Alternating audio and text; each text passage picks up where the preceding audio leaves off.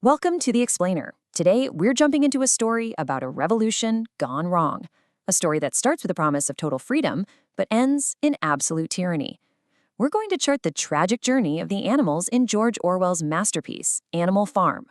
And it all starts right here, with this one single, bleak sentence from a wise old pig named Old Major. This isn't just a complaint, it's a diagnosis. It's the spark that's going to ignite a dream of a completely different world. So let's start with that dream. So let's set the stage. We're going to look at the miserable conditions that lit the fuse for this rebellion and the incredible vision that brought all the animals together. So what's Old Major's big idea? Well, it's actually brutally simple. He points the finger at one enemy, and one enemy only: man. Humans are parasites, he says. They take everything and produce nothing. So the solution is simple too. Get rid of man and life will be perfect. And this whole ideology, which they call animalism, is built on these core ideas. Stick together, reject everything human, and, most importantly, all animals are equal. And to really get this idea stuck in everyone's head, he gives them something incredibly powerful: a song. He teaches them Beasts of England, and it just explodes. The book says it throws them into the wildest excitement. It's catchy, it's hopeful, and it spreads like wildfire. This is now the anthem for their golden future. All right, so they have the dream. Now let's see how that dream explodes into a full-blown reality. This is where the animals finally seize their moment and create what's supposed to be a new, unchangeable law for their society. You know, you'd think this huge rebellion would be some grand master-planned event, right? But it's not. It's completely spontaneous. Their owner, Mr. Jones, gets drunk and just forgets to feed them. The animals are starving, so they break into the food shed. And when Jones and his men try to whip them back into line, well, that's the last straw. The animals snap and they chase the humans right off the farm for good. Just like that, the farm is theirs. So the humans are gone. Now what? Well, this is where the pigs, who, it turns out, have secretly taught themselves to read, step up. They boil down the entire philosophy of animalism into these 7 commandments, and they paint them in huge white letters on the side of the barn for everyone to see. This isn't just a list of suggestions. This is their constitution. This is the unalterable law that is supposed to last forever. Sounds pretty good, right? A perfect equal society with clear rules. But how long can something like that really last? This is where we see the very first cracks start to show up in their perfect new world. And believe it or not, the very first test of their new society happens almost immediately. And it's not some big philosophical debate. It all comes down to a few buckets of milk. The cows have been milked, and there are 5 buckets of fresh, creamy milk just sitting there. And the question on everyone's mind is, who gets it? Well, Napoleon, one of the leading pigs, is pretty clever. He tells everyone, hey, don't worry about the milk. Let's get this harvest started. He distracts them, and sure enough, when the animals come back that evening, poof, the milk is gone. It doesn't take long for them to figure out it's being mixed right into the pig's food, along with all the best apples. And this is where we see the first real masterstroke of propaganda.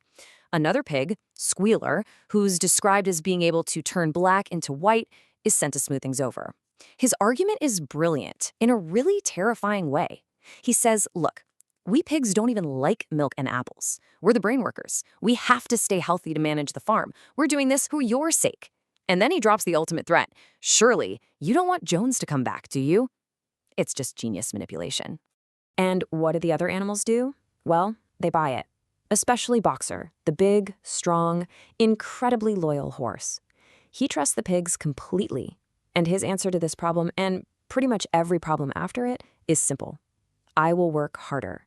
He believes that if he just puts his head down and works, everything will be okay.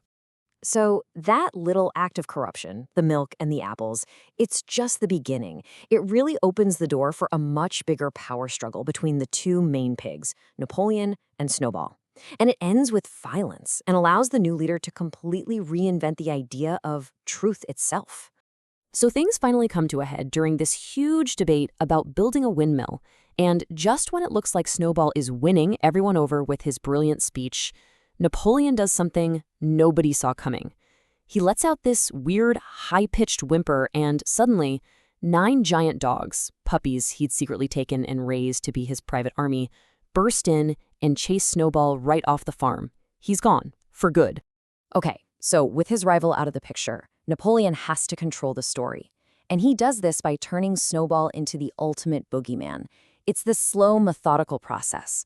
First, the war hero becomes just a bad influence. Then, when the windmill they build eventually collapses, it's obviously Snowball's fault. He's a saboteur. And finally, they completely rewrite history, claiming Snowball was actually a traitor working for Mr. Jones from day one. Anything that goes wrong, now and forever, it's Snowball's fault. And poor Boxer, he's just confused by all these changes. It doesn't make sense to him. So he adopts a second motto, a simpler one. You can really see the shift here, right? He's no longer just loyal to the idea of the rebellion. He is now loyal to one single leader, Napoleon. So all the opposition is gone. They have a convenient villain to blame for absolutely everything. What's next? Well, now things get really dark. This is where Napoleon solidifies his power with a brand new kind of terror. Napoleon holds what's basically a public show trial. He has animals dragged forward, and one by one they confess to all sorts of ridiculous crimes, claiming Snowball made them do it. And then the dogs execute them, right there in front of everyone. This is a huge, horrifying turning point. The fear isn't of the humans coming back anymore. Now, they're terrified of each other. But wait a minute. Isn't there a rule against this? No animal shall kill any other animal. The animals are sure of it. It's one of the core commandments. But when they finally get someone to read the barn wall for them, it's different. It's been subtly changed. The rule wasn't broken, you see. Their memories were just wrong. It's pure gaslighting. And once this starts, it just doesn't stop. Pretty soon, the pigs move into the farmhouse, and the animals think, hold on, I know there was a rule against sleeping in beds.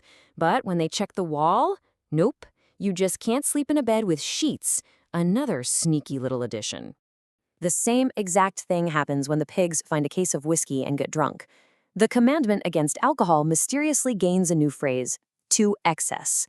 And this is so crucial to understand. The pigs aren't just breaking the rules anymore.